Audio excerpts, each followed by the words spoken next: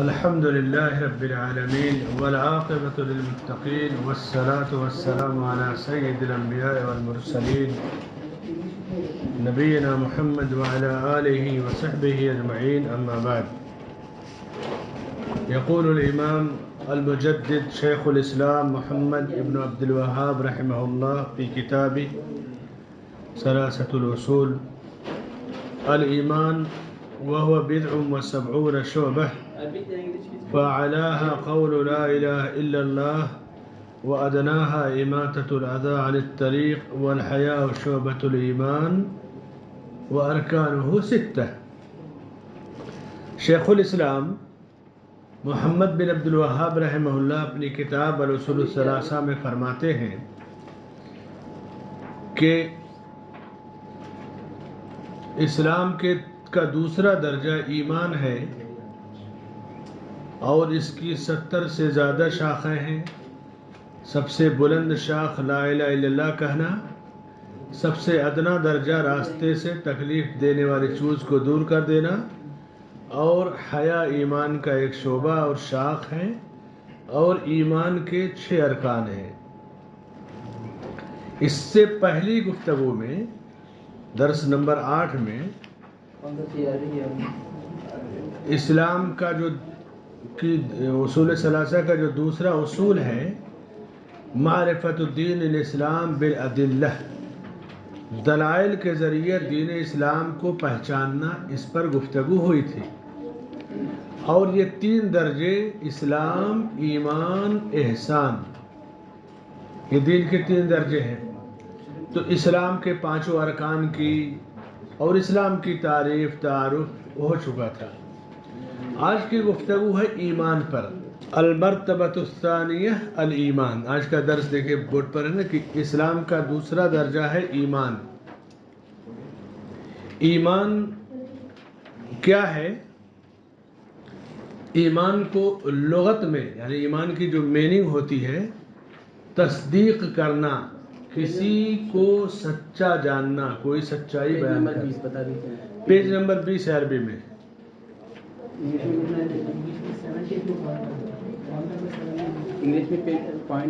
English میں point number 72، عربی میں پیج نمبر 20.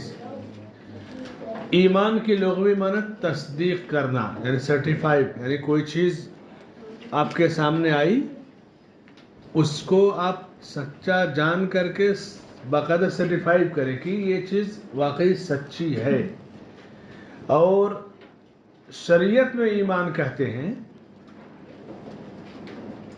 دل سے کسی چیز کا عقیدہ رکھنا، یعنی دل میں کوئی چیز بیٹھ جائے، زبان سے اس کا اقرار ہو، اور اعضاء اور جوارح یعنی اعضائے جسم میں سے جس عضو کو جہاں حرکت دینے کی، جھکنے کی بات ہو، اس کے ذریعے عمل کیا جائے. ایمان سب کے پاس ہوتا ہے، کافروں کے پاس بھی ایمان ہوتا ہے، لیکن ایک محدود دائرے کا ایمان ہوتا ہے. اللہ کے فرشتوں کا یا آخرت کا وہ ایمان نہیں، لیکن ایمان ہوتا ہے. دل میں بہت ساری چیزوں کی وہ تصدیق کرتے ہیں. اتنا ایمان اللہ کی رضا کے لیے کافی نہیں ہے. اللہ کو رب مانتے ہیں، یہ ایمان ہے، لیکن یہ ایمان کافی نہیں ہے نجات پانے کے لیے.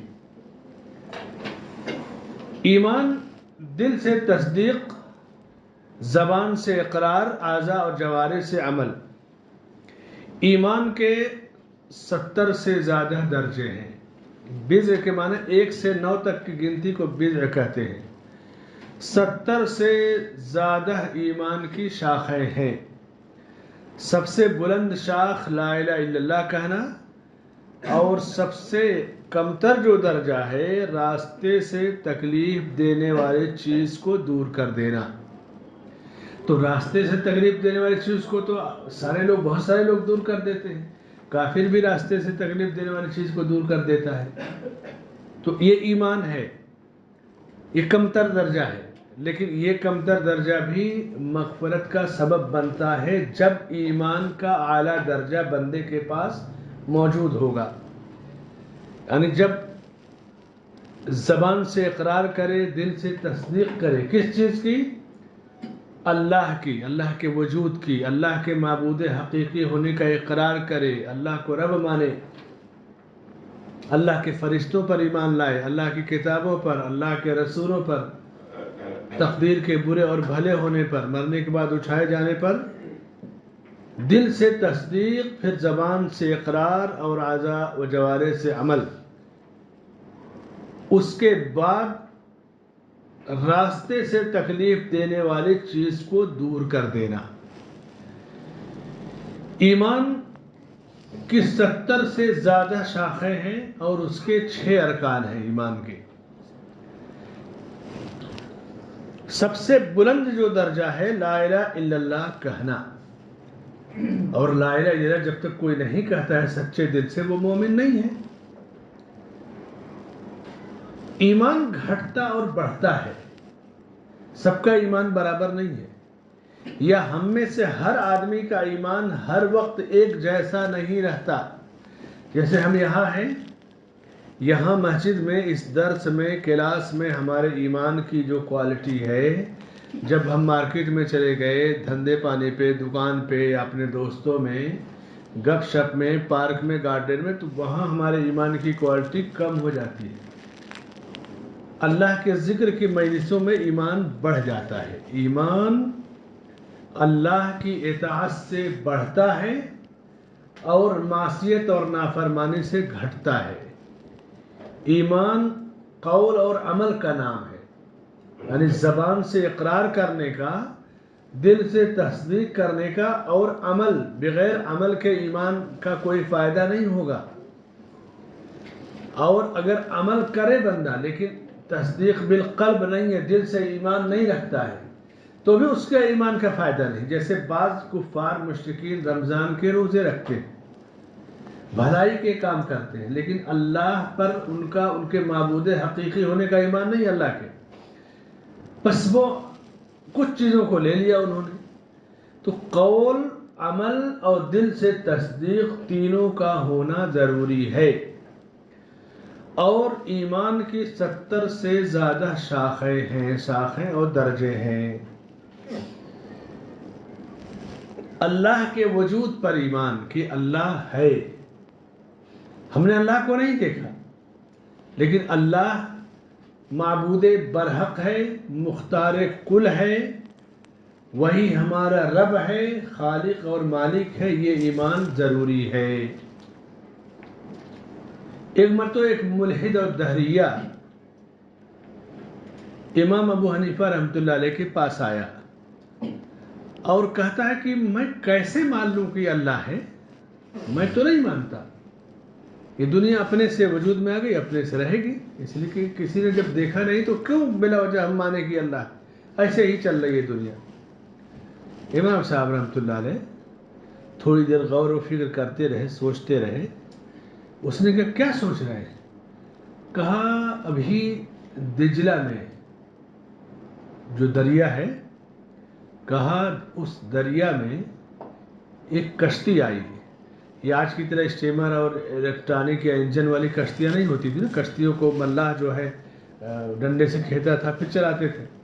ایک کشتی آئی، اپنے سے کنارے ساحل پر رکی اور اپنے سے پورا سامان اس نے باہر اتارا اور پھر وہ اپنے سے چلی گئی۔ اس نے کہا ایسے کیسے ہو سکتا ہے؟ کشتی پر سامان لوڈ کرنا پڑے گا، کشتی کو کوئی چلانے والا ہونا چاہیے، کشتی پر سے سامان کوئی اتارے گا پھر کشتی کو لے جائے گا، ایسا کیسے کہ چلی جائے گی؟ تو کہا جب تم اتنی بات سمجھ رہے ہو کہ ایک کشتی بغیر ملاح کے نہیں چل سکتی، تو اتنی بڑی کائنات، اتنی بڑی دنیا، اتنا بڑا نظام بغیر چلانے والے کے کیسے چل سکتا ہے؟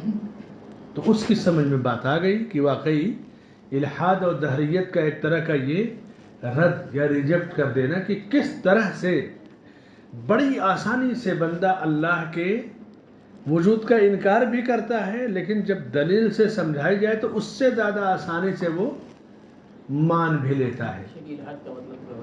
الحاد کا مطلب کہ دہریت، یعنی اللہ کو نہیں مانتے، The God is nothing، جو کچھ ہے اپنے سے ہے، اپنے دماغ سے وہ کام کریں گے۔ تو جب اللہ کے وجود پر اور اللہ پر ایمان رکھے بغیر مر گیا، دہریہ جس کو کہتے ہیں، تو ظاہر سی بات ہے کہ کافر ہو کر کے مرا ہے۔ بڑے بڑے لوگ پڑھ لکھ کر کے بھی دہریہ ہو جاتے ہیں، یعنی ان کے نزدیک جو کچھ ہے دنیا ہے، آخرت پر ایمان، رسولوں پر ایمان، فرشتوں پر ایمان، جنت و جہنم پر ایمان ان کا نہیں رہتا ہے، یعنی ایمان نہیں ان کے پاس ہوتا ہے۔ یہ ہے الحاد، ملحد اسی کو کہتے ہیں۔ اللہ کی مخلوق میں درجے ہیں، جیسے چیونٹی بھی اللہ کی مخلوق ہے، ہاتھی بھی اللہ کی مخلوق ہے۔ دونوں میں فرق دیکھ رہے ہیں، چیونٹی کے بھی ہاتھ ہے، پیر ہے، کان ہے، ناک ہے، منہ ہے، ہاتھی کے بھی ہاتھ، پیر، کان، ناک، منہ ہے، اور دونوں اللہ کی مخلوق ہیں۔ دونوں کا فرق آپ دیکھیے۔ تو اللہ کی مخلوق میں جب اتنا فرق ہے جو کہ اللہ نے پیدا کیا، تو پھر اللہ کتنا بلند و برتر ہے، اس لیے اس کی مثال ہمیں نہیں دینا ہے، اس کو مثالوں سے سمجھانا بھی نہیں ہے، اس پر ایمان رکھنا ہے۔ اور یہ بڑا اونچا درجہ ہے لا الہ الا اللہ کہنا، یہ ایمان کا اونچا درجہ ہے۔ کبھی کبھی آدمی اللہ کی حکمت پر اعتراض کرتا ہے، مانتا ہے لیکن اس کے فیصلے پر اعتراض کرتا ہے، یہ ایسے ہونا چاہیے، یہ ایسے ہونا چاہیے۔ اللہ نے ایک جگہ کہا وَفِي أَنفُسِكُمْ أَفَلَا تُبْصِرُونَ، تمہارے اپنے وجود میں اللہ کی نشانیاں موجود ہیں، تم ذرا غور کرو۔ انسان کا دل کتنی بار دھڑکتا ہے، خون کتنی بار فلٹر کرتا ہے، آکسیجن کیسے ملتی ہے، سورج سے وٹامن کیسے ملتی ہے، اللہ کی نعمتوں کو آپ غور کیجیے۔ ایک آدمی جب ڈیالائسس پہ جاتا ہے تو کتنی محنت سے خون اس کا فلٹر ہوتا ہے، اور اس کا انسان کا جو ہے گردہ، دل، پھیپڑا کتنی محنت سے انسان کی جو ہے خون کو فلٹر کرتا ہے، رننگ میں رکھتا ہے۔ آپ دیکھیے کہ اللہ کا نظام کی پوری کائنات چل رہی ہے۔ تو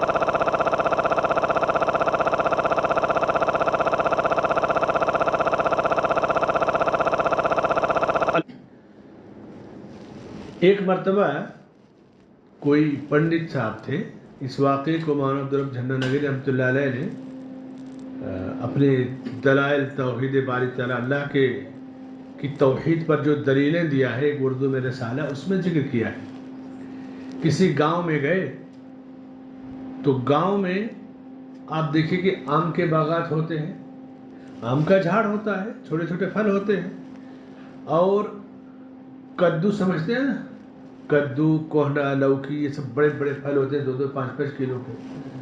تو کدو کا جو پھل تھا یہ کبیلو کے اوپر ہے، کبیلو پہ یا چھپر وغیرہ پہ ہوتا ہے۔ تو انہوں نے اللہ کی قدرت پہ، فیصلے پہ اعتراض کیا، کہا یہ کیا ہے؟ یہ گھاس پوس کمزور جو ہے مکان ہے، کبیلو کا مکان ہے، اس پر 5-5 10-10 کلو کا پھل، یہ آم کا پیڑ اتنا بڑا، اس پر 1-1 کلو، آدھا کلو کے 100 گرام کے چھوٹے پھل۔ اللہ کا یہ فیصلہ درست نہیں لگتا۔ اس غیر مسلم پنڈت جی نے یہ کہا، اور اس کے بعد پھر وہ گاؤں میں گئے، کھانا وانا کھا کے جب واپس آنے لگے تو آم کے جھاڑ اور باغات سے گزرنے لگے، تھوڑی سی آندھی آئی ہلکی سی، تو آم پٹ پٹ ان کے سر پر گرنے لگا۔ تو اب جب آم پٹ پٹ گر رہا ہے، اب چلا رہا ہے، ادھر بھاگ رہے، ادھر گرا، ادھر آدھا کلو کا یا 100-200 گرام کا آم اگر 2-4-10 گر جائے تو کیا ہوگا؟ کہا کہ ماننا پڑے گا کہ میرے رب، تیری ہر چیز فطرت کے مطابق ہے، اگر آم کی جگہ کدو گرتا میرے اوپر تب کیا ہوتا میرا حال؟ تو بعض دفعہ انسان کے اوپر کوئی چیز پڑتی ہے تو اللہ کے وجود کو اچھی طرح جان اور سمجھ لیتا ہے۔ یہ لا الہ الا اللہ کو سمجھنا بہت آسان ہے اللہ کی قدرت کی نشانیوں سے۔ سماج اور معاشرے میں حیا ایک بلند ترین چیز ہے، یہ کمتر درجہ حیا، اور راستے سے تکلیف دینے والی چیز کو ہٹا دینا۔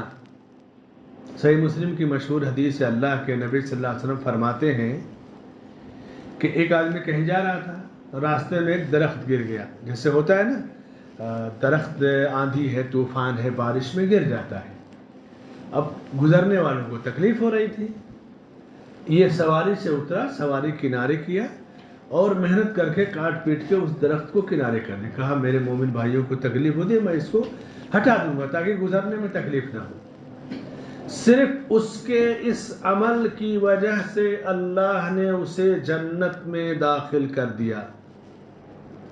راستے سے تکلیف دینے والی چیز کو دور کرنا. انسانوں کے اس معاملے میں تین قسم کے لوگ پائے جاتے ہیں.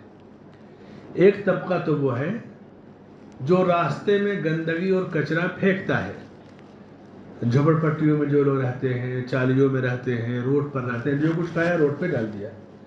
پیدل چل رہے ہیں، کھایا مونگ پھلی وغیرہ، کیلا کا چھلکا جو بھی ہے روڈ پہ پھینک دیا.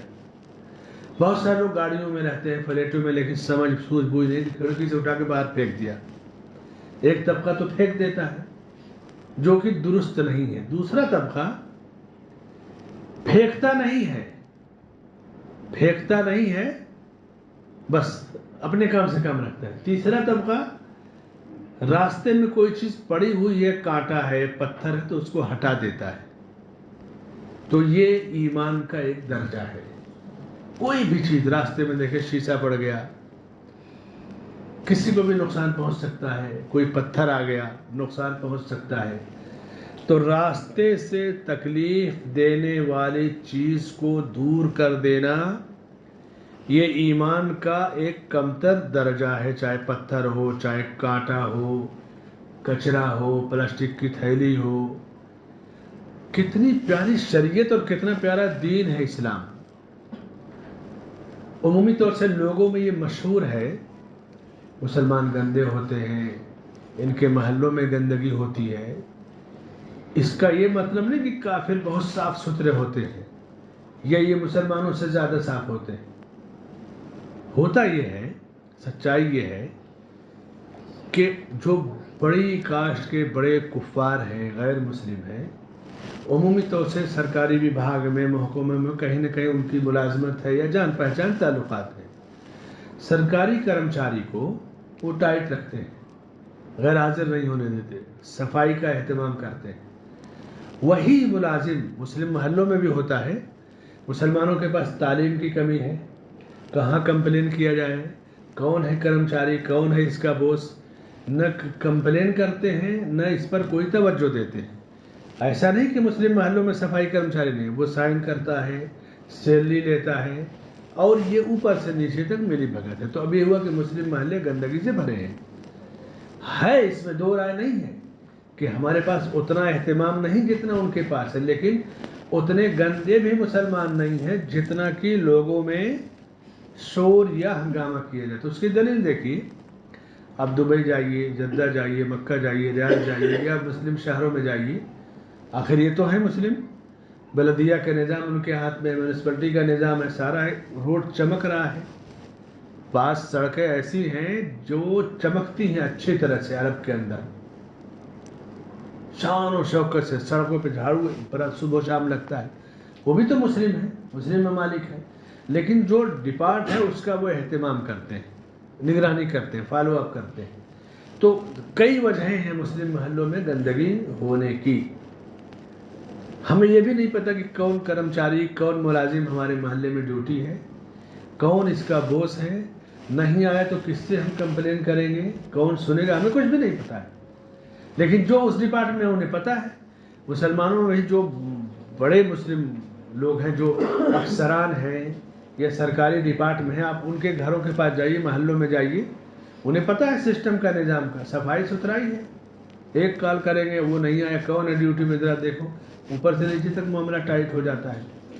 اس لیے اگر کوئی کہے کہ مسلمان گندے ہوتے ہیں، گندگی پہچانے، تو یہ چیز درست نہیں، اس کو نہیں ماننا چاہیے.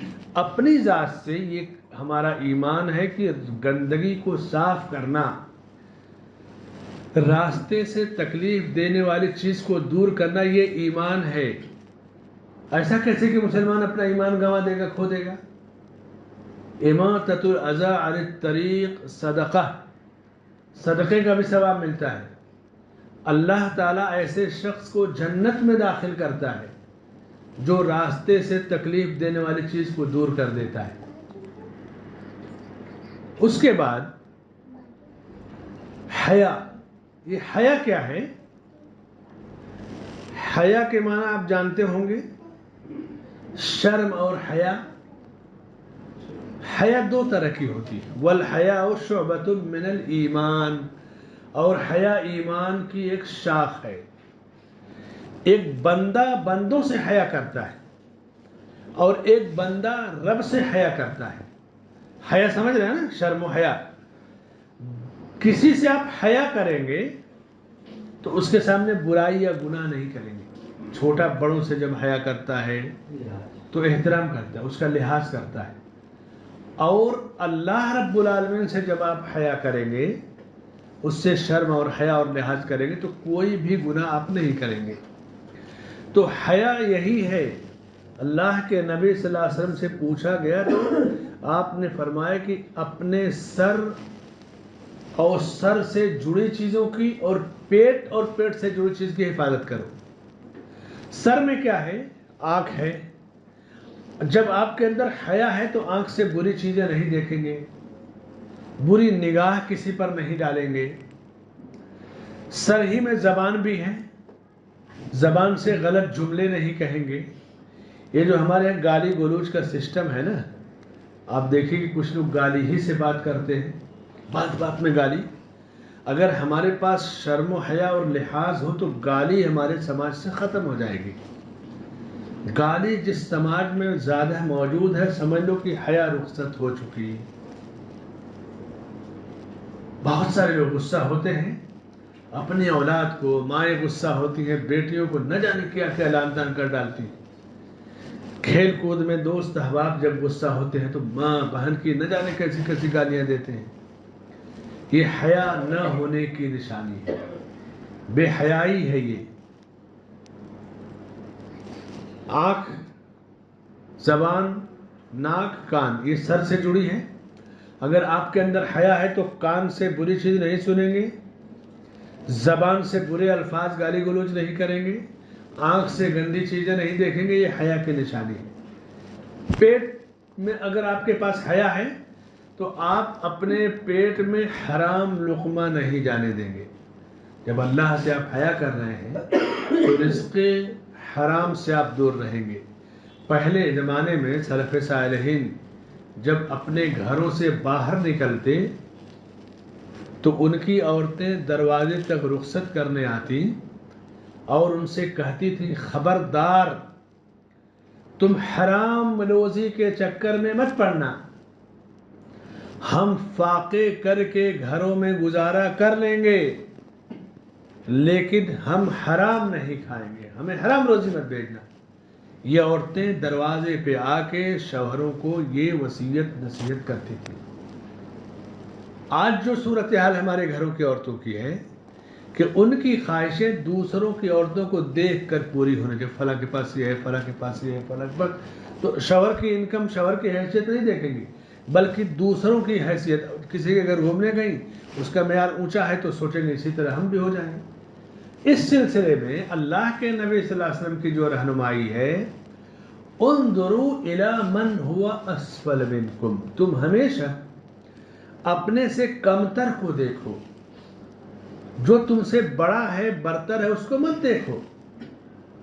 جب تم ہمیشہ اپنے سے بڑے کو دیکھو گے تو جو چیز تمہارے پاس نہیں ہے تم ناشکری کر بیٹھو گے۔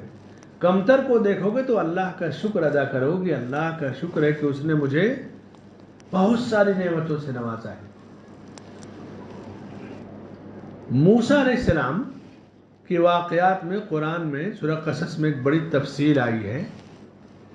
حیا کی مثال دیکھی، الحیاء شعبۃ من الایمان، ایمان کی شاخ ہے حیا۔ حیا مردوں میں عورتوں میں دونوں میں ہونی چاہیے۔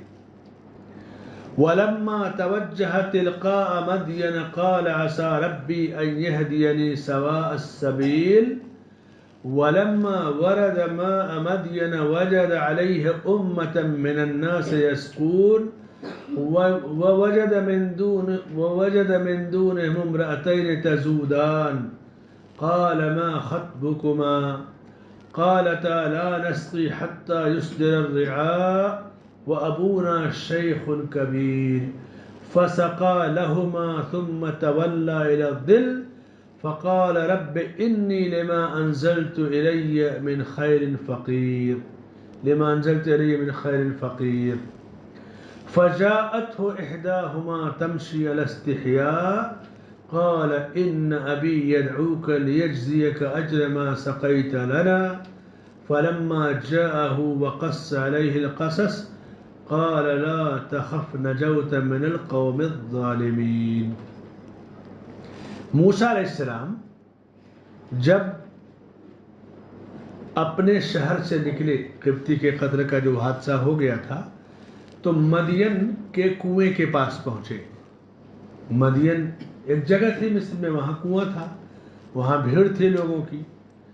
دیکھا کہ کنویں پر لوگوں کی بھیڑ ہے اور لوگ پانی پی رہے ہیں، اپنا پانی بھر رہے ہیں. جب پانی کہیں کہیں آتا ہے تو لوگوں کی بھیڑ تو لگ جائے گی نا. 30-35 سال پہلے جب پانی کے نل کہیں کہیں تھے کنیکشن، لوگ ڈنڈا اور وہ کیا بولتے ہیں ہنڈا لے کر لائن لگا دیتے تھے پانی بھرنے کے لیے. جب کوئی چیز کم ہوگی تو بھیڑ تو ہوگی. تو ایک کنویں کے پاس پوری بھیڑ تھی اور لوگ پانی پی رہے تھے. وہاں پر 2 عورتیں تھیں جو اس بھیڑ سے تھوڑا سا الگ تھی. موسیٰ علیہ السلام دیکھا کہ لوگ دھڑا دھڑ پانی بھر رہے ہیں، پی رہے ہیں، لے جا رہے ہیں. یہ 2 عورتیں کھڑی ہیں کنارے. ان کے پاس گئے، پوچھا کیا معاملہ ہے تمہارا؟ تو ان دونوں نے کہا کہ جب یہ چرواہے، یہ جو بکریاں چرانے والے ہیں، دور دور سے آتے ہیں، پانی بھر کر لے کر چلے جاتے ہیں، کنواں خالی ہوتا ہے، پھر ہم پانی بھر کر اپنے گھر لے کے جاتے ہیں. اور فوراً انہوں نے کہا کہ وہ ابونا شیخ کبیر، ہمارے والد بہت بوڑھے ہیں. یعنی بجائے کہ وہ سوال کرے کہ کیا تمہارے گھر میں کوئی لڑکا نہیں ہے، کوئی آدمی نہیں ہے، انہوں نے فوراً یہ بھی کہہ دیا کہ جب یہ بھیڑ ختم ہوگی پھر ہم پانی بھریں گے اور گھر لے جائیں گے. ہمارے گھر میں کوئی نہیں ہے، والد صاحب بوڑھے ہیں، وہ نہیں آ سکتے. موسیٰ علیہ السلام نے ان کا ڈول لیا اور پانی نکال کر کے اس بھیڑ میں سے دیا، کہا لے جاؤ. بڑی خوشی ہو گئی کہ اس بھیڑ میں پانی بھر کر کے مل گیا. اور اس کے بعد پانی بھر کر کے وہاں سے نکل آئے. وہ سایہ دار جو درخت تھا اس کے نیچے کھڑے ہو گئے، بھیڑ کا حصہ نہیں بنے. ان میں سے ایک جو عورت تھی وہ دوڑی دوڑی، اس کے چال کا اللہ نے ذکر کیا، تمشی علی استحیاء، چل رہی تھی تیز لیکن اس کی چال میں حیا تھی. عورتوں کے چلنے کا انداز بھی بے حیا عورت کے چلنے کا انداز الگ ہوتا ہے، با حیا عورت کے چلنے کا انداز الگ ہوتا ہے. یہاں ان کی حیا کی اللہ نے مثال دی کہ اس بھیڑ میں سے وہ حیا کے ساتھ چل رہی تھی. اپنے والد کو جا کر بتایا کہ ایسا ایسا میٹر ہے، آج ہمیں پانی اس طرح سے ایک آدمی نے بھر کے دے دیا. کہا انہیں بلا لاؤ. وہ پھر دوڑی دوڑی آئے اور کہا میرے والد آپ کو بلا رہے ہیں کیونکہ آپ نے جو پانی بھر کر دیا ہے مزدوری دینے کے لیے. موسیٰ علیہ السلام گئے ان کے پاس اور پورا واقعہ بتایا. کہا گھبراؤ نہیں، تم تو ظالموں سے نجات پا گئے. وہ شعیب علیہ السلام کی 2 بیٹیاں تھیں. سورہ قصص میں پوری تفصیل موجود ہے. پھر ان میں سے ایک سے نکاح ہوا اور پھر مہر، پوری تفصیل وہ ایک الگ موضوع ہے. یہاں جو چیز کی جب عورت باحیا ہوتی ہے تو اللہ اس کا ذکر قرآن میں کرتا ہے. صحابیات میں سے بعض صحابیہ کہتی ہیں کہ جب ہم لوگ فجر پڑھتے اور گھروں سے مسجد سے نکل کر جاتے، کبھی کبھی ہلکا سا اجالا ہو جاتا، راستے میں سے جب کوئی مرد آتا تو ہم دیواروں میں چپک جاتے، دیواروں سے بالکل لگ جاتے کنارے، چہرہ دیوار کی طرف کر کے. اور کبھی کبھی ہم جیسے چھپکلی دیوار سے چپکتے اس طرح ہم چپک جاتے تھے کہ مرد گزر جائیں، ہمارا چہرہ اور جسم نہ دیکھ پائیں، پھر ہم اپنے گھروں کو جاتے تھے. یہ حیا تھی صحابہ کی، صحابیات کی، نبی کی بیٹیوں کی. آج ہمارا سماج بے حیائی میں کہاں پہنچا ہوا ہے، آپ اندازہ لگائیے. یعنی بدکاری کو لوگ کریں تو کامن بات ہے، گالی گلوچ کامن بات ہے، بے پردہ کاری کامن بات ہے. یعنی آج برائی کے جو بھی معیار، جو بھی شکلیں کہیں گے یہ تو عام ہے، جنرل ہے. یعنی بے حیائی اتنا زیادہ پھیل گئی ہمارے سماج اور معاشرے میں، اور بے حیائی جب پھیل گئی گویا ایمان سے ہم رخصت ہو گئے۔ علامہ ابن قیم رحمہ اللہ فرماتے کہ من عقوبات المعاصی ذہاب الحیاء الذی هو مادۃ حیات القلب، انسان کے دل کی زندگی کی جو چیز علامت ہے، نشانی ہے کہ دل مر گئے زندہ ہے، وہ حیا ہے، لحاظ اور حیا ہے۔ اور جب انسان پر اس کے گناہوں کی سزا آتی ہے اللہ کی طرف سے تو اس کی حیا رخصت ہو جاتی ہے۔ گناہوں کی سزا، بے حیا آدمی ایسا نہیں کہ بڑے کمال کا ہے جو جس کو چاہا کر دیا، گالی گلوچ دے دیا، یہ سزا ہے۔ بے حیا ہونا رب کی طرف سے گنہگار ہونے کی سزا ہے، اس کے گناہوں کی سزا ہے۔ آپ کیسے جانیں گے کوئی بے حیا ہی ہے یا اس کے اندر حیا باقی ہے؟ یہ بھی ایک مسئلہ ہے نا۔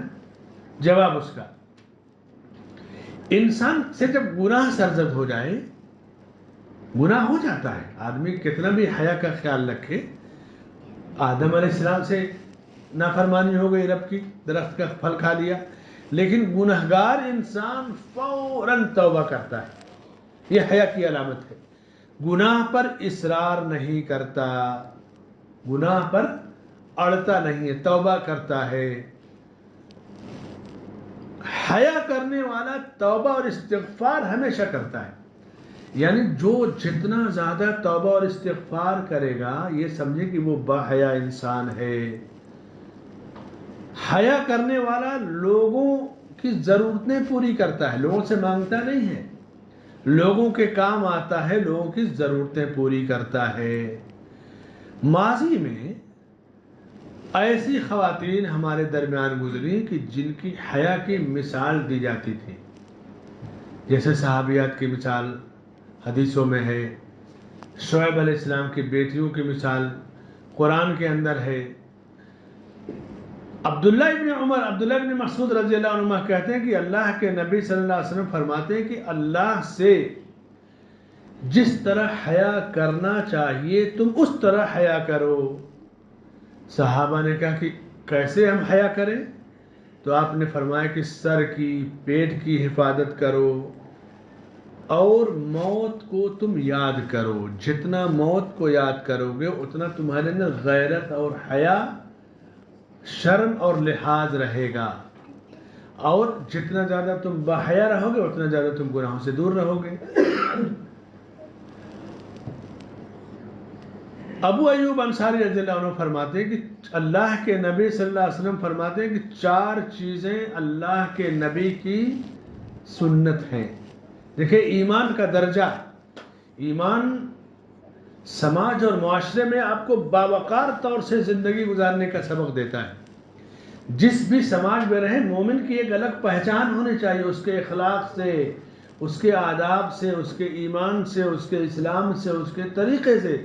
فرمایا کہ 4 چیزیں نبی صلی اللہ علیہ وسلم کی سنت ہیں۔ حیا نمبر 1، نمبر 2 خوشبو لگانا، تعطر، نمبر 3 مسواک کرنا، نمبر 4 نکاح کرنا۔ مسواک ہمارے درمیان سے رخصت ہو رہی ہے، اس کی جگہ برش پنجہ نے لے لیا، ٹھیک ہے، دانت کی صفائی ہونی چاہیے لیکن مسواک کا ایک الگ مقام ہے۔ خوشبو لگانا، خوشبو بھی ختم ہوتی جا رہی دھیرے دھیرے، یہ نبی کی سنت ہے۔ اس لیے ہمیں حیا کا مکمل طور سے لحاظ کرنا چاہیے۔ اللہ کے نبی صلی اللہ علیہ وسلم فرماتے ہیں کہ ہر دین کی کچھ خصلتیں ہیں، کچھ خوبیاں ہیں جس سے وہ دین پہچانا جاتا ہے۔ اسلام کی خوبی حیا میں ہے، الحیاء شعبۃ من الایمان، ایمان کی شاخ ہے، لیکن اس شاخ کی کتنی فضیلت ہے کہ یہ ہمارا تعارف ہے۔ اللہ کے رسول صلی اللہ علیہ وسلم سب سے زیادہ باحیا تھے۔ حدیث میں آتا ہے کہ اشد حیاء من العذراء، جو کنواری بیٹیاں ہوتی تھیں، بالکل کنواری چھوٹی بچیاں، بلوغت کو پہنچے، شادی کے وقت آئے، تو ان سے زیادہ آپ حیا کرتے تھے۔ آج ہمارے یہاں تو آپ کورٹ میں جا کے رپورٹ لیجئے کتنے ہزاروں بیٹیاں ہماری غیر مسلموں سے شادی کے لیے کورٹ میں درخواست دی ہوئی ہیں. مسلمانوں سے شادیاں جو گھر سے بھاگ کر کرتی ہیں. یہ سب کیا ہے؟ بے حیائی تو ہے. حیا ختم ہو رہی ہے. نام ہمارا مسلمانوں کا رہ گیا لیکن ہمارے سماج سے حیا ختم ہو رہی. ماں باپ سے پوچھو تو کہیں گے ارے تو سب کے بچے ایسے ہی ہیں، سارا معاملہ ایسے ہی چل رہا ہے.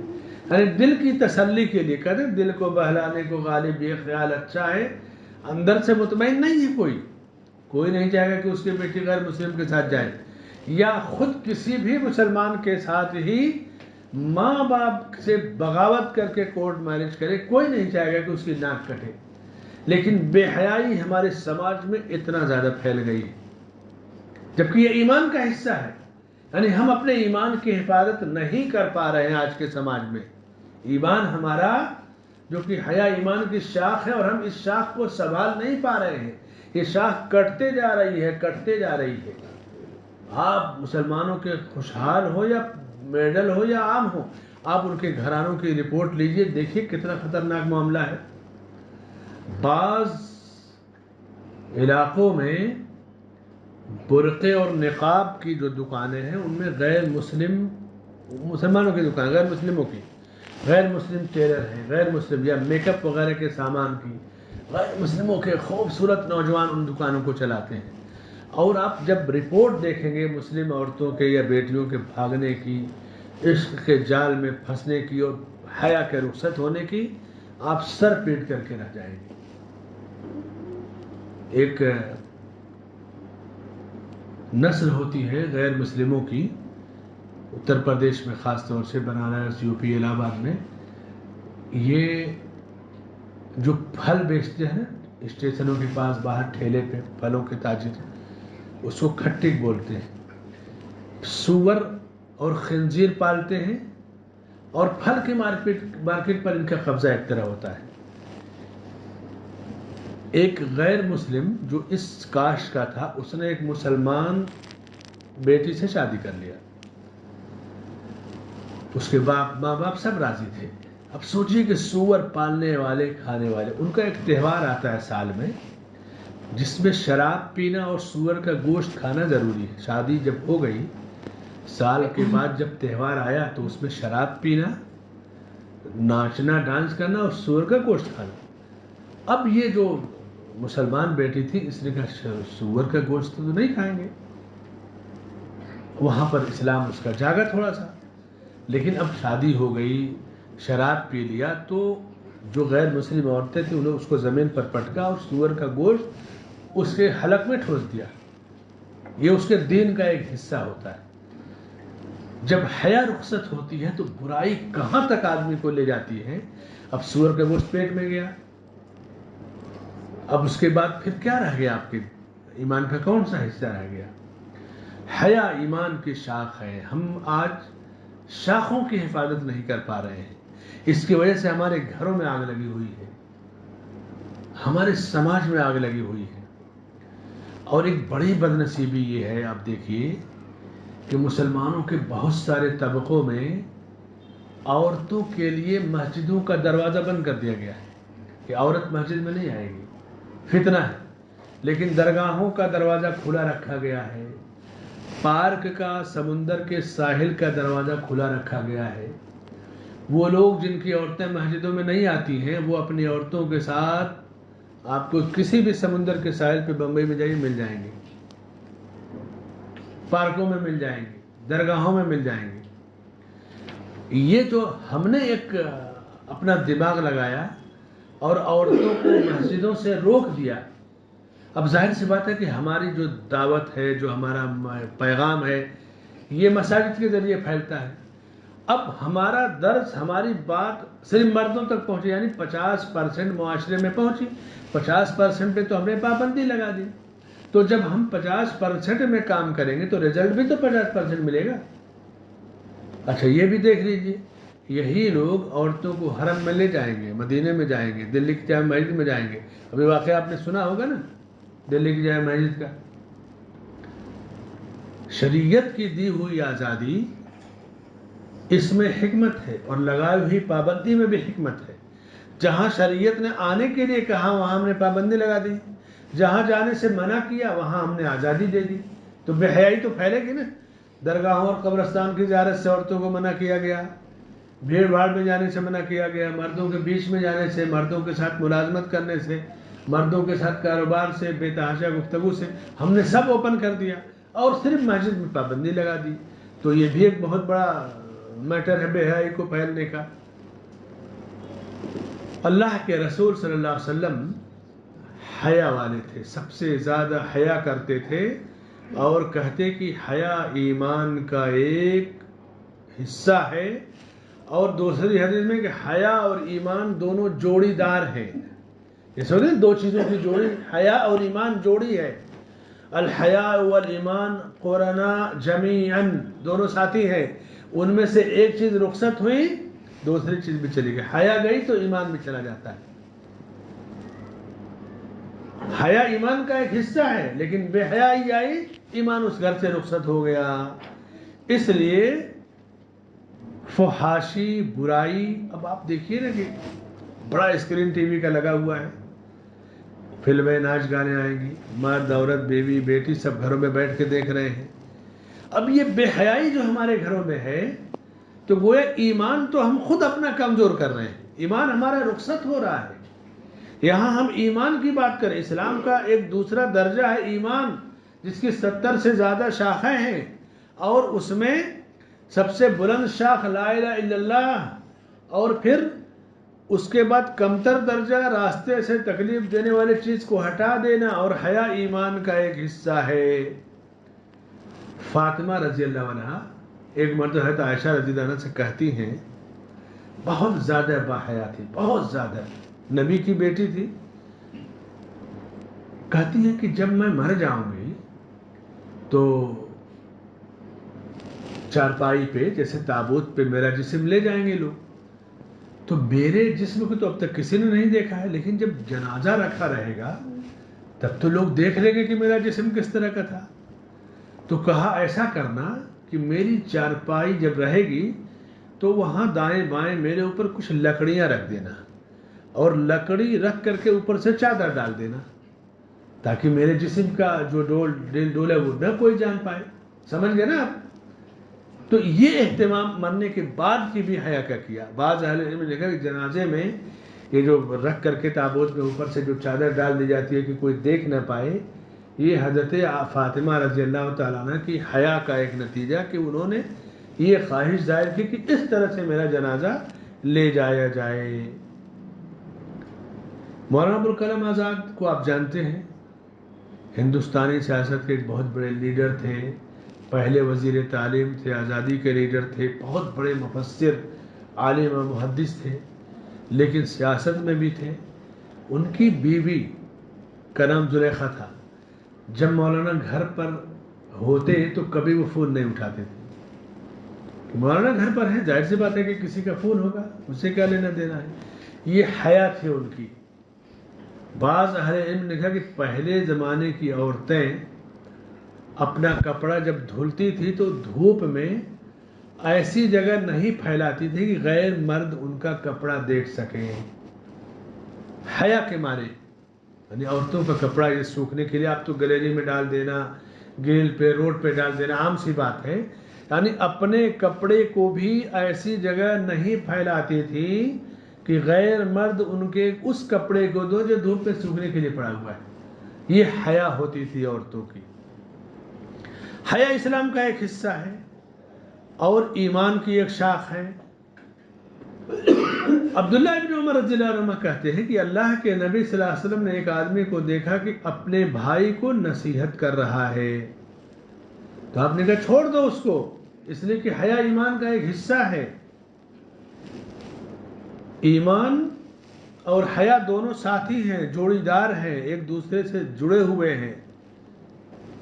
جب آدمی اللہ سے حیا کرتا ہے تو بندوں سے حیا کرنا ہے، دوسری شکل اللہ سے حیا کرنا. جب آدمی کا تعلق اللہ سے مضبوط ہوتا ہے، حدیث میں ہے کہ جب بندہ صرف اللہ سے ڈرتا ہے تو اللہ ہر چیز کو اس سے ڈراتا ہے، اور جب اللہ کو چھوڑ کے غیروں سے ڈرنے لگتا ہے تو ساری چیزوں سے وہ ڈرنے لگتا ہے۔ عبداللہ ابن مسعود رضی اللہ عنہ فرماتے ہیں کہ جو لوگوں سے حیا نہیں کرے گا وہ اللہ سے بھی نہیں کرے گا۔ اور حضرت یاسر فرماتے ہیں کہ میں عمر بن عبدالعزیز رحمہ اللہ کے پاس تھا، انہوں نے کہا کہ حیا دین ہے، بلکہ حضرت عمر کہتے تھے کہ پورا کا پورا دین حیا ہے، بغیر حیا کے آدمی دیندار ہو ہی نہیں سکتا۔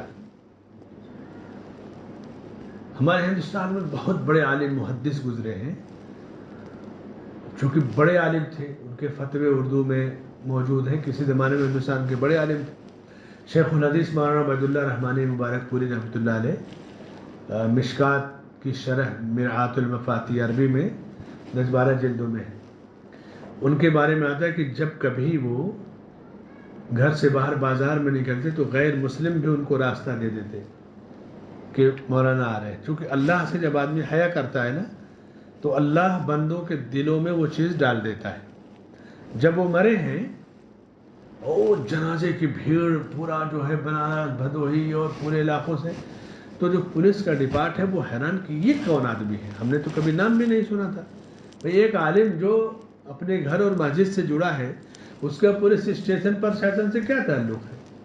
تو کہتے ہیں کہ کیا اتنا بڑا آدمی ہمارے شہر کے اندر موجود تھا؟ تو حیا جب ہوتی ہے تو بندہ اللہ سے مضبوطی طور سے جڑ جاتا ہے، گناہوں سے دور ہو گیا، اللہ سے قریب ہو گیا، اور جو گناہوں سے دور ہو کے اللہ سے قریب ہو گیا، ظاہر سی بات ہے کہ وہ بڑا کامیاب انسان ہے۔ شادیوں کا موسم ہمارے سماج میں آتا ہے تو آپ دیکھیے کہ کیا بے حیائی ہوتی ہے۔ مردوں کی دعوتوں میں جو خواتین ویٹر کہیں کہیں کام کرتی ہیں، یہ بے حیائی ہے، بے غیرتی ہے، یہ ایمان رخصت ہو جاتا ہے۔ آپ کہہ رہے تو عام سی چیز ہے، جنرل چیز ہے، نہیں، یہ بے حیائی، اور جہاں بے حیائی آئی وہاں ایمان رخصت ہو گیا۔ الحیاء شعبۃ من الایمان، حیا ایمان کا ایک حصہ اور ایمان کی ایک شاخ ہے۔ جھوٹا آدمی کبھی باحیا نہیں ہو سکتا، یعنی حیادار، حیا والا ہمیشہ سچ بولے گا۔ اور اس کے بعد آپ دیکھیں سال میں ایک دن آتا ہے ہمارے سماج میں جس کو جھوٹ بولنے کا دن کہتے ہیں،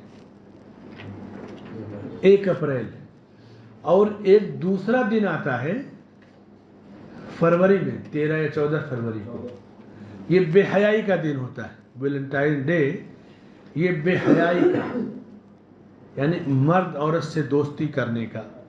یعنی سماج نے، غیر قوموں نے اپنا کلچر، اپنی تہذیب کیسے مسلمانوں میں داخل کر دی، مسلم اسکولوں میں، درسگاہوں میں کس طرح سے داخل کر دیا۔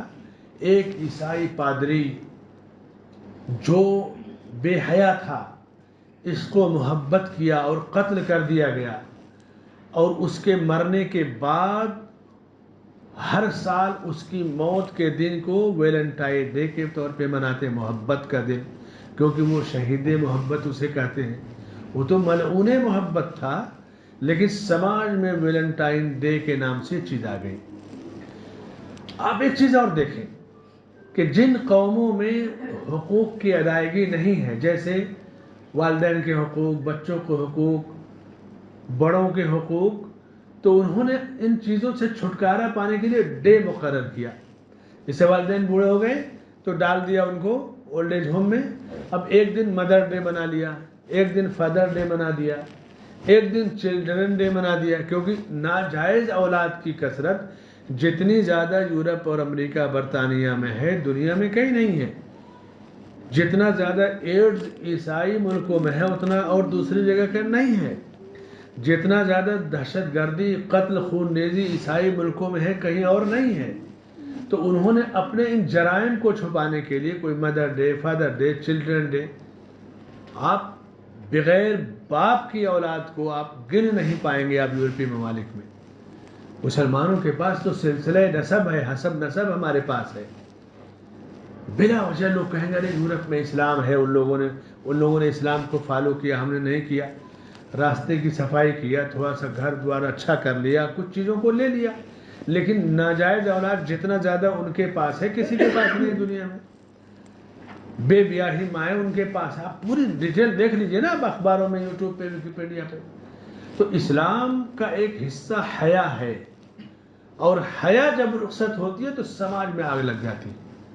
آج مسلم ملکوں سے جو ان کی بے چینی ہے وہ اسی وجہ سے کہ وہ چاہتے ہیں کہ ہماری طرح سب لوگ ہو جائیں. شراب حرام ہے مسلم ملکوں میں، بدکاری حرام ہے، پاک دامنی ضروری ہے. یہ چیزیں سوچتے ہیں سماج سے ختم ہو جائیں، سب لوگ ایک ہو جائیں. اور اس کے لیے یہ 1 اپریل ہو یا 13 فروری ہو، 14 فروری ہو، مدر ڈے، چلڈرن ڈے، یہ سب چیزیں اپنی بے حیائی کو چھپانے یا پردہ ڈالنے کے لیے یہ سب ساری کی ساری چیزیں ان کے درمیان موجود ہیں. اللہ کے رسول صلی اللہ علیہ وسلم فرماتے ہیں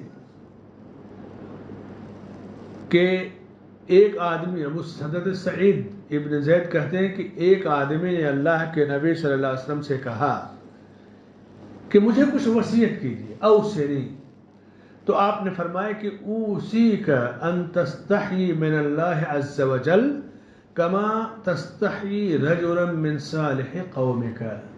جس طرح اپنی قوم کے نیک اور صالح آدمی سے تم حیا کرتے ہو، اسی طرح تم اللہ عز و جل سے حیا کرو. اللہ زیادہ حقدار ہے. کسی کی حیا کسی سے کریں گے، لحاظ کریں گے، اس کے سامنے زبان تیز نہیں چلے گی، کوئی غلط کام نہیں کریں گے، ہے کہ نہیں؟ تو اللہ سب سے زیادہ بلند ہے، اس سے ہمیں ہمیشہ حیا کرنی چاہیے. اور حیا سے بندے کی ترقی یا بلندی، ایمان کی بلندی، ساری کی ساری چیزیں میرے بھائی اور دوستو سماج کے اندر پائی جاتی ہیں. تو فرمائے کہ والحیاء شعبۃ من الایمان، حیا ایمان کی ایک شاخ ہے. راستے سے تکلیف دینے والے چیز کو ہٹا دینا یہ ایمان کا ایک حصہ ہے، ادنا درجہ ہے. یہ 2 چیزیں آج ہمارے سماج سے، مسلم سماج سے ختم ہو رہی. جن کو ہم نے معمولی سمجھا وہ ہماری پہچان کا ایک طرح سے پہچان ہی ہماری ختم ہو رہی. ہمارے گھروں میں بے حیائی داخل ہو گئی، گندگی ہمارے سماج اور محلے میں داخل ہو گئی. دونوں چیزیں ہیں کہ نہیں؟ جس طرح ہمارا دل پاک ہوتا ہے کلمہ طیبہ لا الہ الا محمد رسول اللہ کے ذریعے، اسی طرح ہماری زبان بھی پاک ہونی چاہیے، ہمارا لباس پاک ہونا چاہیے، ہمارا گھر، ہمارا دالان، باہر کا حصہ سب صاف ستھرا ہونا چاہیے. یہ ایمان کا ایک حصہ ہے، یہ ایمان ہے. تو فرمائے کہ اسلام کا دوسرا درجہ ہے ایمان. ایمان کسے کہتے ہیں آپ جان گئے؟ ایمان کا سب سے اعلیٰ درجہ لا الہ الا اللہ کہنا، اور سب سے کمتر درجہ راستے سے تکلیف دینے والے چیز کو دور کر دینا. اور حیا ایمان کی ایک شاخ ہے. اور ایمان کے 6 ارکان ہیں. ایمان کے 6 ارکان ہیں. پہلا رکن ان تؤمن باللہ، تم اللہ پر ایمان لاؤ. ایمان اپنی تمام شاخوں کے ساتھ مکمل ہوتا ہے. ایمان اپنی شاخوں کے ساتھ مکمل ہوتا ہے. مومن اپنے کردار سے پہچانا جاتا ہے. مومنہ عورت اپنی حیا سے پہچانی جاتی ہے. بے حیائی یہ مسلمان عورت کی پہچان نہیں ہے. ایمان باللہ 4 چیزوں کو شامل ہے. اگر آپ اللہ پر ایمان رکھیں گے تو 4 چیزیں کے ساتھ آپ اللہ کے ایمان کو سمجھ پائیں گے. نمبر 1، پہلی چیز اللہ کے وجود کو ماننا کہ اللہ ہے. کیسے آپ اللہ کے وجود کو مانیں گے؟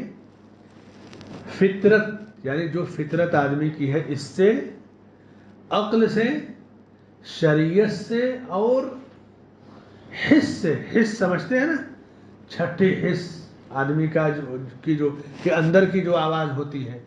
تو اللہ کا وجود آپ اپنی فطرت سے بھی آپ کو سمجھ میں آنا چاہیے، شریعت سے بھی، عقل سے بھی، اور حس سے بھی. وہ کیسے؟ فطرت سے اللہ کے وجود کی واضح دلیل اس لیے کہ ہر مخلوق جو پیدا کی ہوئی ہے کوئی نہ کوئی اس کا خالق ہے۔ اب آپ دین فطرت کو سوچیں کہ آپ ہیں کون، کس نے پیدا کیا؟ ظاہر سی بات ہے کہ پیدا کرنے والا کوئی ہے۔ دنیا کی کوئی بھی طاقت، اللہ نے تو کہہ دیا نا کہ تم اللہ کے سوا جن کی عبادت کرتے ہو، اگر سارے معبودان باطلہ مل جائیں تو مل کر ایک مکھی بھی نہیں پیدا کر سکتے۔ لن يخلقوا ذبابا ولو اجتمعوا له، تو کوئی طاقت یا ساری طاقتیں مل جائیں تو ایک مکھی نہیں پیدا کر سکتی۔ خالق صرف اللہ تعالیٰ کی ذات ہے۔ تو یہ فطرت کی آواز ہوتی ہے کہ اللہ کے سوا کوئی خالق نہیں ہے۔ اللہ کے نبی صلی اللہ علیہ وسلم فرماتے ہیں کہ کل ما من مولود الا یوجد علی الفطرہ، مولود جو ہوتا ہے، بچہ جو نیا بچہ پیدا ہوتا ہے، وہ دین فطرت پر پیدا ہوتا ہے۔ اس کی فطرت میں بت پرستی نہیں ہوتی، اس کی فطرت میں شرک کفر نہیں ہوتا ہے، وہ صاف ستھرا پیدا ہوتا ہے۔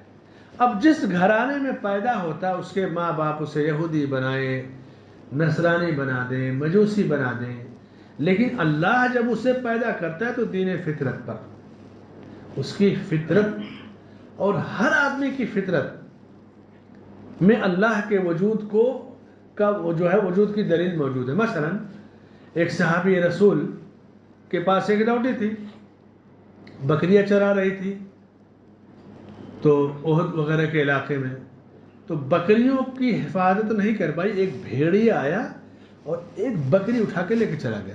بھیڑیا چیر پھاڑ کے کھا جاتا ہے۔ اب اس کے مالک نے دیکھا کہ بھیڑیا ایک بکری کو کھا لے گیا، اس کو بلا ایک تھپڑ لگا دیا، لیکن افسوس کیا انہوں نے۔ اللہ کے نبی صلی اللہ علیہ وسلم کے پاس لائے اور کہا کہ یہ میری بکریوں کی حفاظت نہیں کر پائی، میں نے اس کو ایک جھپڑ لگا دیا ہے، اب نے کہا اس کو میرے پاس لاؤ۔ لے آئے، اس سے پوچھا کہ اے اللہ، اللہ کہاں ہے؟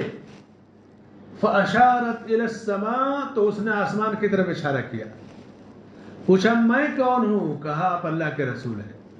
آپ نے کہا اس کو آزاد کر دو، یہ ایمان والی ہے۔ جو انسان کی فطری آواز ہوتی ہے، پوچھیں گے کہ آسمان زمین کو کس نے پیدا کیا، روزی کون دیتا ہے، تو آسمان کی طرف نگاہ اٹھائے گا کہ اوپر والے نے۔ یہ اس کی فطرت بولتی ہے کہ اللہ کا وجود ہے۔ اللہ کے وجود پر انسان کی فطرت گواہی دیتی ہے، اور انسان چاہے جتنا بڑا سوجھ بوجھ والا ہو، انسان کی عقل بھی اللہ کے وجود کو مانتی ہے کہ دنیا کب سے بنی، کب تک رہے گی، کیا ہے، کون ہے جو پوری دنیا کو روزی دیتا ہے، موت دیتا ہے، زندگی دیتا ہے۔ ظاہر سی بات ہے کہ یہ دنیا اپنے سے وجود میں نہیں آ گئی، اس دنیا کو کوئی چلانے والا ہے۔ جیسا کہ ابھی میں نے درس کے شروع میں امام ابو حنیفہ رحمۃ اللہ علیہ کے حوالے سے واقعہ پیش کیا کہ جب اس نے کہا کہ نہیں دنیا اپنے سے ہے، اپنے سے وجود میں آ گئی، تو اب عقل سے وہ دنیا کو سمجھنا چاہ رہا تھا اور اللہ کو، تو انہوں نے وہی کشتی کی مثال دیا۔ کہا تم دیکھو، جب ایک کشتی اپنے سے نہیں آ سکتی، سامان نہیں جو ہے اتار سکتی، نہ لوڈ کر سکتی ہے، کوئی چلانے والا ہونا چاہیے، تو پوری دنیا کیسے چل سکتی ہے بغیر اللہ کے چلانے والے کے؟ تو انسان کی عقل بھی اس بات کو تسلیم کرتی ہے کہ اللہ موجود ہے۔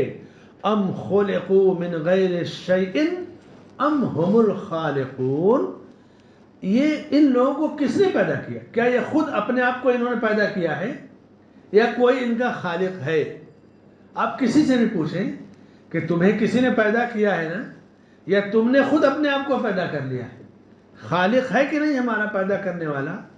تو اب جب یہ عقل انسان دوڑائے گا نا کہ میرا کوئی خالق ہے پیدا کرنے والا، تو پھر وہاں پہنچ جائے گا کہ اللہ ہی ہمارا خالق ہے۔ ام خلقوا من غیر شیء ام هم الخالقون ام خلقوا السماوات والارض بل لا يوقنون ام عندهم خزائن ربك ام هم المسيطرون۔ جبیر ابن مطعم رضی اللہ تعالیٰ عنہ ابھی اسلام نہیں لائے تھے، ایک مرتبہ اللہ کے رسول صلی اللہ علیہ وسلم جب یہ آیت پڑھ رہے تھے انہوں نے اس آیت کو سنا کہ ام خلقوا من غیر شیء ام هم الخالقون، کیا وہ خود اپنے خالق ہیں یا کیسے کس نے ان کو پیدا کیا، کسی چیز کے بغیر پیدا ہو گئے؟ کیا آسمان و زمین کو انہوں نے پیدا کیا ہے؟ کہتے ہیں کہ جب میں نے یہ آیت سنی تو ایسا لگا کہ میرا دل اڑ جائے گا، یعنی میرے دل کے ٹکڑے ہو کے فنا ہو جائیں گے، یعنی مجھ پر اتنا زیادہ اثر ہوا کہ میں بت پوجتا ہوں، کفر کرتا ہوں، واقعی میرا کوئی خالق ہے، کسی نے دنیا میں مجھے پیدا کیا ہے۔ اور اس کے بعد کہتے ہیں کہ یہاں سے ایمان میرے دل میں داخل ہو گیا، یہاں سے ایمان میرے دل میں داخل ہوا، بعد میں مسلمان بھی اسلام بھی لے کر کے آئے۔ تو انسان کی فطرت، انسان کی عقل، دونوں سے اللہ کے وجود کی دلیل آپ کو مل گئی۔ اس کے بعد شریعت سے دلیلیں تو آپ کو بے شمار دلیلیں مل جائیں گی کہ اللہ نے آسمان و زمین کو پیدا کیا، ساری آسمانی کتابیں جو رسولوں پر اتاری گئیں، رسولوں کو بھیجا، یعنی جب شریعت سے دلیل ہے، ایمان ہے، تب تو بہت آسان ہے شرعی دلیل کے ذریعے ایمان لانا، لیکن دل میں ایمان بیٹھ جانا چاہیے۔ کائنات کو آپ غور کریں، سمندر کو غور کریں، اپنے آپ پر غور کریں، تو بہت ساری دلیلیں آپ کو اللہ کے وجود کی مل جائیں گی۔ اور اس کے بعد حسی دلیل، یعنی انسان کے اندر کی جو حس ہے نا، اندر کی جو آواز ہے، اس سے بھی آپ کو اللہ کے وجود کی دلیلیں ملے گی۔ کوئی کتنا بھی بڑا پریشان ہوتا ہے، جب پریشانی میں اپنے رب کو پکارتا ہے، رو کر گر گڑا کر کے، اس کا رب اس کی مدد کرتا ہے، تو آپ اس سے پوچھیں تو کہے گا ہاں میرا رب ہے جس نے مجھ پر کرم کیا ہے، جس نے مجھ پر رحم کیا ہے۔ بیمار شفا مانگتا ہے، پریشان روزی مانگتا ہے، بے اولاد اولاد مانگتا ہے، جس کی جو حاجت ہے وہ رب کے سامنے رکھتا ہے اور اس کے بعد دعائیں کرتا ہے، دعائیں قبول ہوتی ہیں۔ ایک مرتبہ اللہ کے نبی صلی اللہ علیہ وسلم جمعہ کا خطبہ دے رہے تھے، ایک دیہاتی ہے، صحیح بخاری کی روایت ہے، اور کہا اللہ کے نبی بارش کی کمی کی وجہ سے فاقہ ہو رہا ہے، ہماری جائیداد کھیتیاں بھی تباہ ہو گئی، بچے بھی بھوکے مر رہے ہیں، آپ دعا کیجیے اللہ سے بارش کے لیے۔ آپ نے ہاتھ اٹھایا، دعا کیا، بادل آیا، بارش ہوئی اور خوب بارش ہوئی، اور یہاں تک کہ ایک ہفتہ بارش ہوتی رہی۔ دوسرے جمعہ وہی آیا اور اس نے کہا اللہ کے نبی اب اتنی بارش ہو گئی کہ اب ہمارے مکانات گرنے لگے، کھیتیاں برباد ہو رہی ہیں، فصل ڈوب رہی ہے، آپ دعا کر دیجئے کہ بارش کدھر ادھر چلی جائے۔ تو آپ نے دعا کی کہ اللہم حوالینا ولا علینا، اللہ یہ بارش ہمارے آس پاس برسا، ہم پر مت برسا۔ تو یہ اندر کی آواز کہ آخر کوئی ہے جو دعاؤں کو سنتا ہے۔ امن یجیب المضطر اذا دعاہ ویکشف السوء، کون ہے کہ پریشانی میں جب کوئی اسے بلاتا اور پکارتا ہے تو اس کی پکار کو سنتا ہے اور اس کی مصیبت کو دور کرتا ہے، کوئی ذات تو ہے۔ تو یہ عقلی اور اس کے بعد فطری، شرعی اور حسی، ان تمام دلیلوں سے اللہ کے وجود کا ہونا واضح طور سے ثابت ہے۔ اب اس کے بعد حسی دلیلوں میں انبیاء کے معجزات وغیرہ آئیں گے، اب معجزات وغیرہ پہ انشاءاللہ اگلے درس میں گفتگو ہوگی کہ انسان کسی بھی ناحیے سے اللہ پر جب ایمان مضبوط اس کا ہو تو دلیل کی کمی نہیں ہوتی ہے۔ ایمان آپ کو ہمیشہ ہرا بھرا رکھنا چاہتا ہے، آپ کا چہرہ ہرا بھرا رہے، دل ہرا بھرا رہے، گھر ہرا بھرا رہے، فیملی خوشحال رہے، سماج میں آپ خوشحال رہیں۔ خوشحالی کا یہ مطلب نہیں کہ دولت کی فراوانی ہی سے خوشحالی آتی ہے، قناعت سے، زور سے بھی خوشحالی آتی ہے۔ انسان کے اندر استغنا جب ہے کہ دوسروں کی دولت پر آنکھ اٹھا کے نہ دیکھے، جو مل گیا اسے اپنا نصیب سمجھ کر اللہ سے راضی ہو جائے، تو وہ جتنا خوشحال زندگی گزارے گا وہ کھرب پتی تاجر جو اپنی پراپرٹی بڑھانے کے چکر میں ادھر کا ادھر کرتا ہے وہ اتنا خوشحال نہیں رہے گا. ارض بما قسم اللہ لک تکن اغنى الناس. اللہ نے تمہارے نصیب میں جو رکھ دیا اس سے جب تم راضی ہو جاؤ گے تو دنیا کے سب سے مالدار آدمی تم ہی ہو. اب اس سے پیارا ایمان کیا ہوگا کہ جو مل گیا آپ کا نصیب ہے اس سے راضی ہے تو آپ سے زیادہ کوئی دولت مند نہیں ہے.